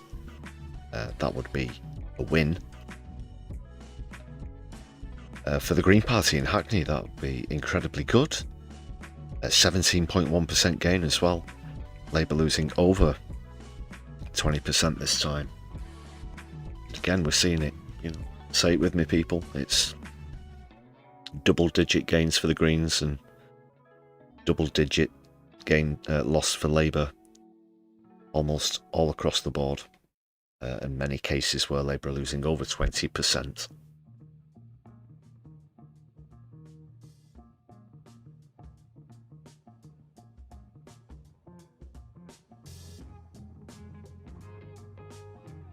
And I want to hear in chat or in the comments if your particular council comes up. Of course, we want to hear from our Welsh and Scottish friends about how you think things are going to go where you are as well.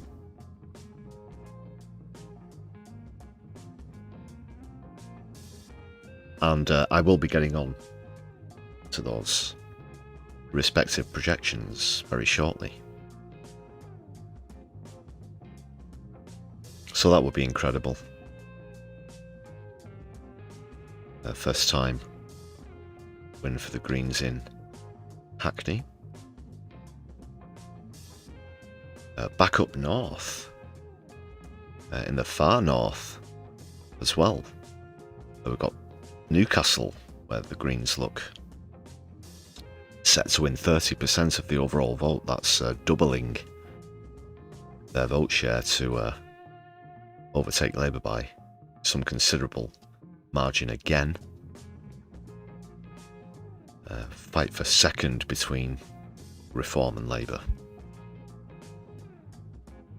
That was good because we were sceptical about the North East, having unfortunately seen some positive looking polls for Reform coming from Sunderland.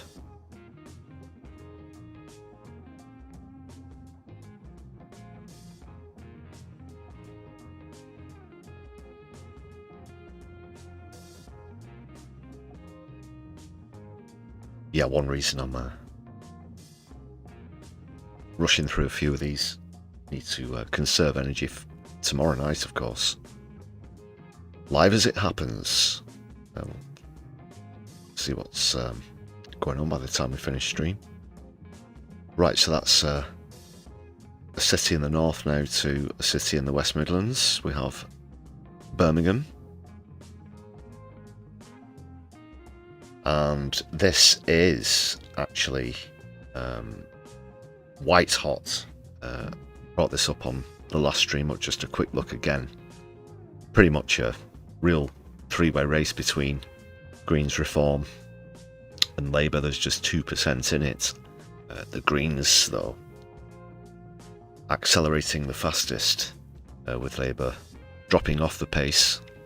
But can the Greens overtake those gains that Reform looks set to make? I would say that is potentially the hottest seat of the lots, with it being a three-way race.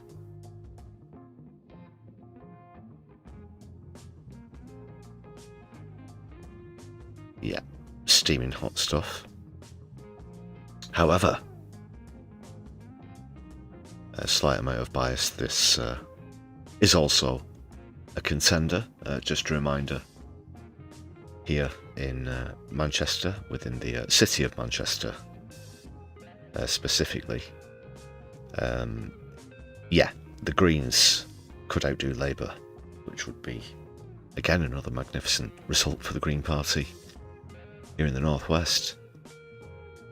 So currently just slightly behind. Labour's 28% exactly, with 27.4. However, the gains and losses only going one way as usual.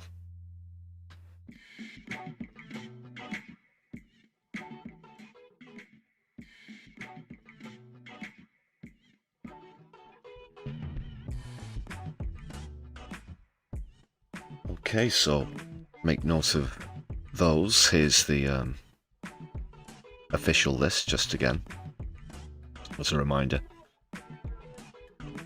City of Manchester, Birmingham Council, Newcastle Council, Newham, Camden and Hackney.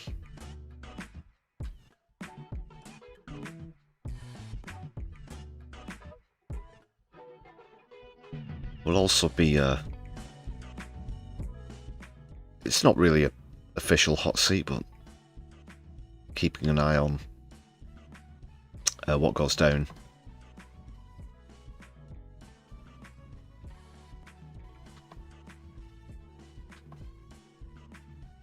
And that very interesting seat, where is it now? Tower Hamlets, isn't it? With a party known as Aspire. A what? What? Okay. Who's that guy? Who? What are you, a fucking owl?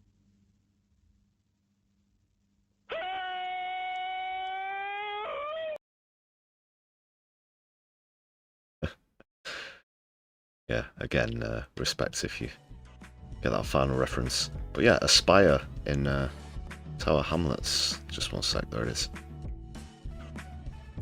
The Greens, what, quite far away, you have to admit, but could be done. Could be done.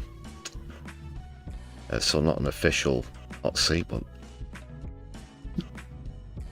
I just want to keep half an eye on, maybe. So that will be bringing us on to the Holyrood and Senedd projections. Let's see what's happening, people. It's looking good for SNP. It's looking very good, in fact, for the SNP.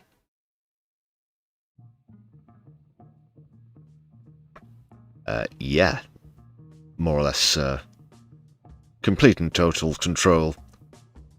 With Reform just hitting 19 to their 62. Labour on 17.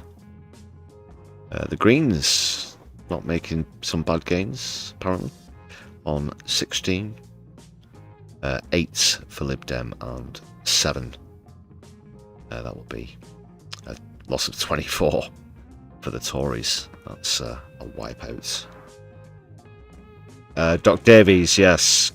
Pat on the back for you. Give yourself 10 points. That's who it was. It was a mystery, but now it's not a mystery. If you know what I mean.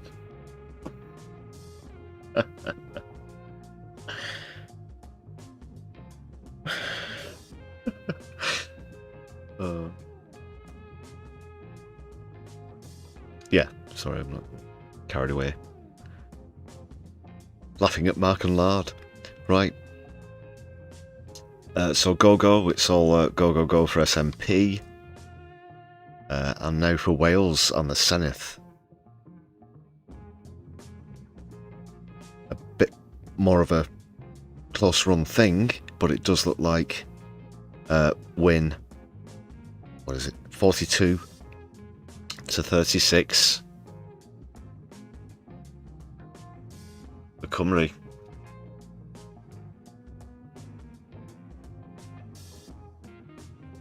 I hope that's accurate. So 20, the Tories losing 22, Labour losing 39. Look at those slim. Well, you can barely make them out.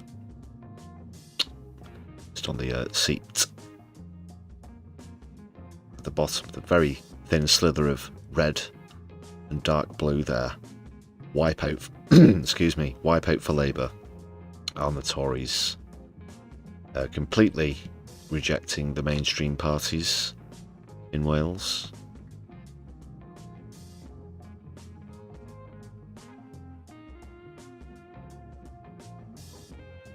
And the gains. Yeah, the gains are going to green 3. No, the Greens are going to gain 3. According to this.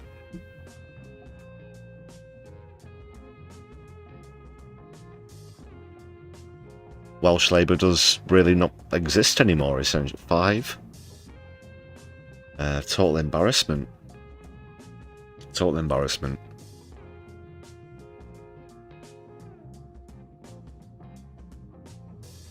Comrie, I'd like to know your thoughts on that one. Are you feeling confident?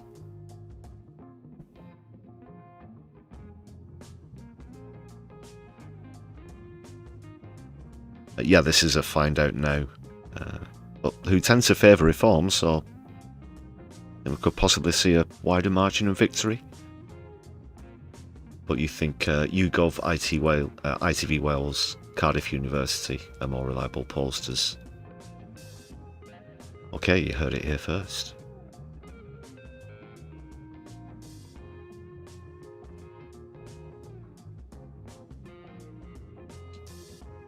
And Davinia with the team marathon on your third cup now. Whoa, whoa, steady. Oh, that's I think that's a decent amount of tea for a stream.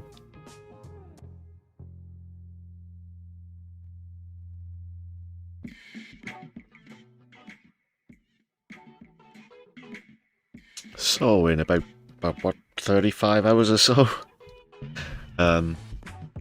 we'll have a much better idea of what's going down in Scotland and Wales.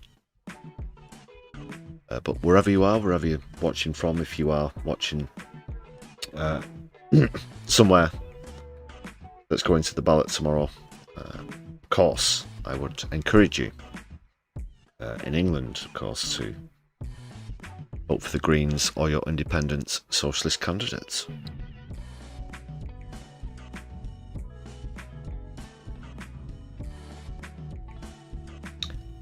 And the very best of luck to all.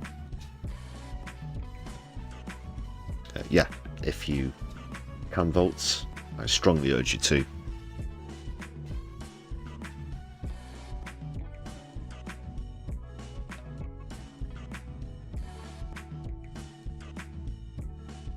And I'll finish off this segment just with a reminder of the official projection. Not certain if this will affect the poll that we've got going on the stream, that is. But this is the official projection for seat change.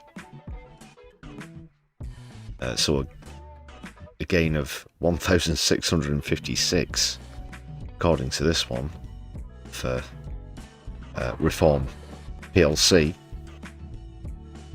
656 is the official projection for the Green Party, which would put it in the third option on the poll. 27% of you so far agree on that.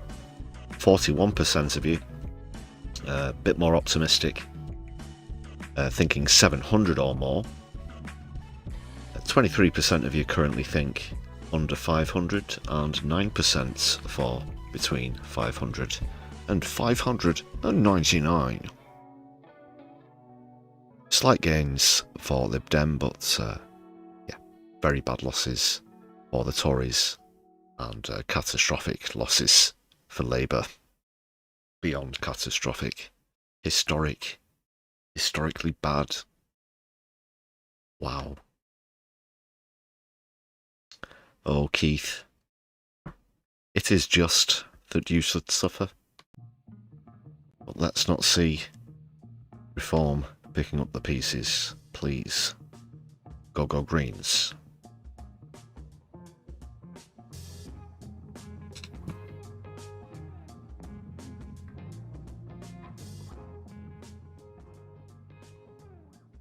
So it's not been as long as the sort of hot seats campaigners we've had in the past in the run up to other by-elections, general elections and so on. Please do bear in mind the fact that I was down in London for the good part of a week with Take Back Power and stuff, so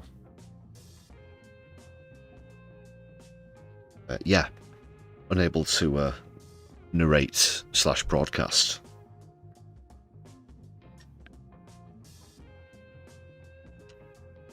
It's good to be back and catch up as well, though.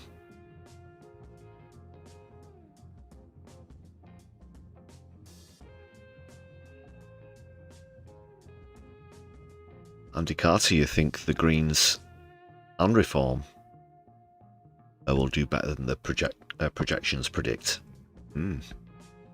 Well, I certainly say myself I wouldn't be surprised if Labour lost over 2,000 seats. So they're likely to go somewhere. I think this will actually, in terms of turnout, be quite sort of high, medium to high as well. I don't think we're talking record turnout by any chance, but yeah, pretty decent.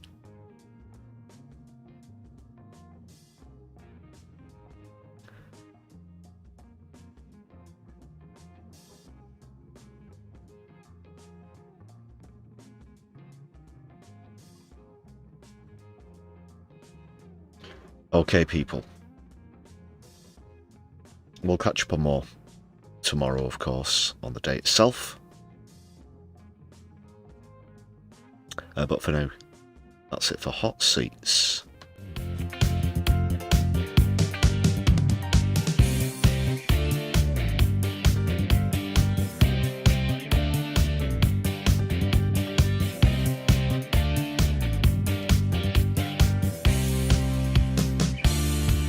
Yeah, you can sing along at home or wherever you are watching, by the way. Sorry, I'm not the microphone.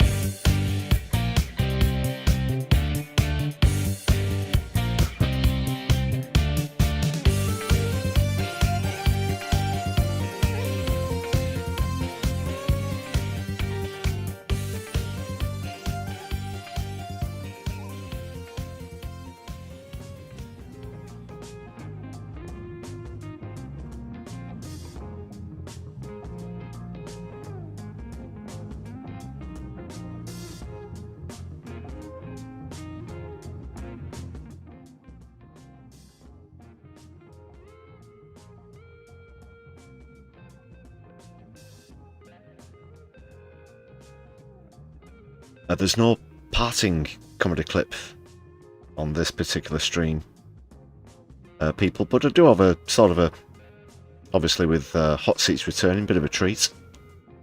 Didn't do this up till now, just owing to time restrictions,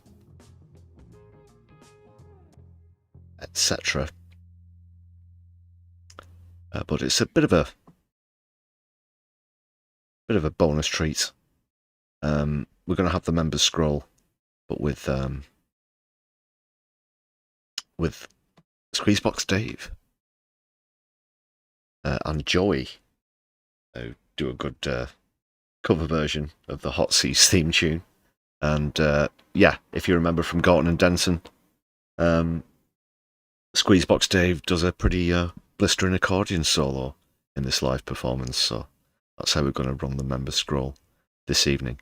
Press all the usual other supportive buttons. I'm not going to go through the list.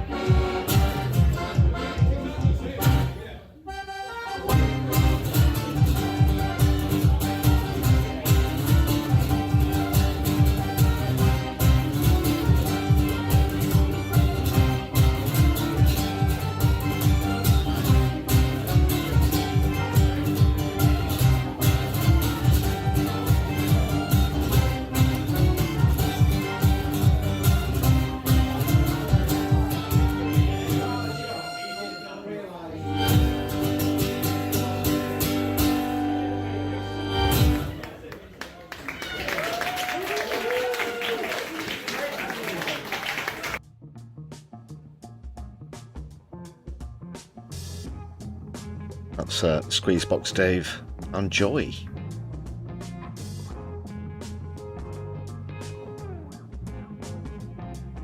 Okay, let's close the poll. It's all over, people.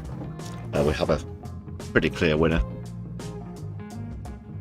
Pretty decisive. Let's see who's right.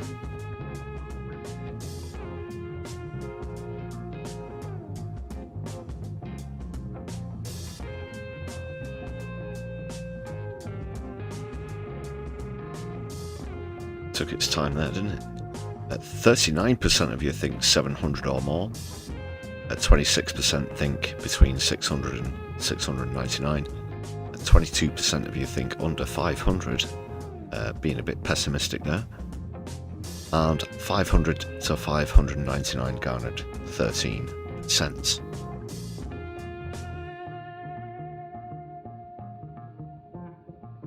Yeah, I would not be any more shocked to see them get over 700 as I would to see Labour lose over 2,000. Guess that's my 2 cents on it, but certainly more than 600.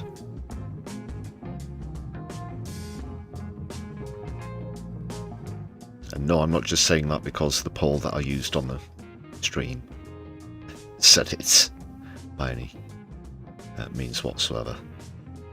Just, yeah. It's going to be a soaringly bad day for Labour. Oh, God. Which will hopefully mean a soaringly fantastic day for the Greens. All will be revealed.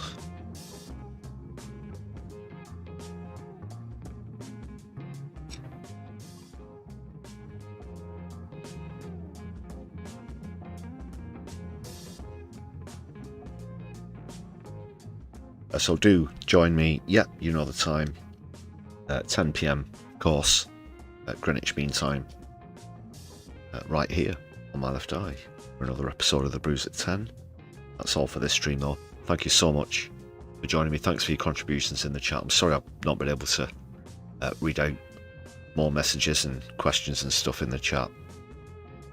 It's just been a ram-packed stream. Yeah. Conserving some energy for tomorrow as well, of course. Where we will be going into the Filton trial. A bit more of an update on that, of course, since I was last with you on stream on Monday.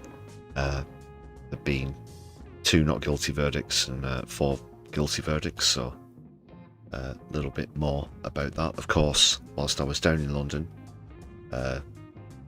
filmed a small silent vigil outside of Woolwich Crown Courts.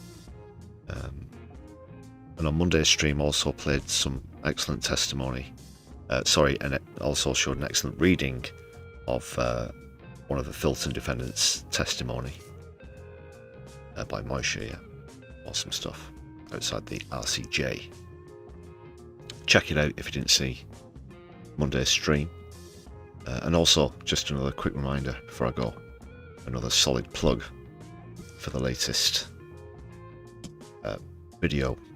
That's the full version of the exclusive footage I took of Take Back Power's occupation actions over a couple of days during their action base in London. Right. I think that's everything. If not, I'll just try and remind myself for tomorrow. Yeah, but thanks again. I've been your humble host, Lefty. This has been the Brews at 10. On my left eye, power to the people. Free Palestine, Sudan, Lebanon and Yemen. Don't let the bastards grind you down. Don't watch the news. Be the news. My left eye. We'll be seeing you soon. Good night. We're going to raid into somewhere. I'll pick random.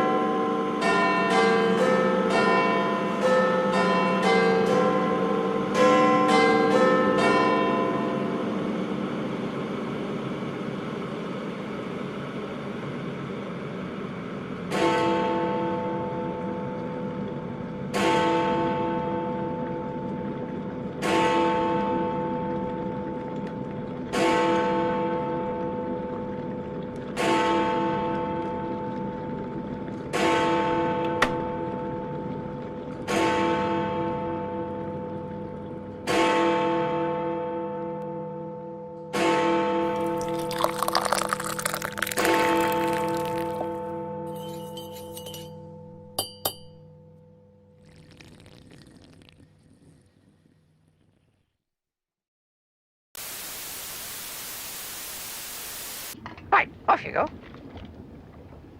Oh, thank you. Thank you very much. That's easy! The door is open and you can leave.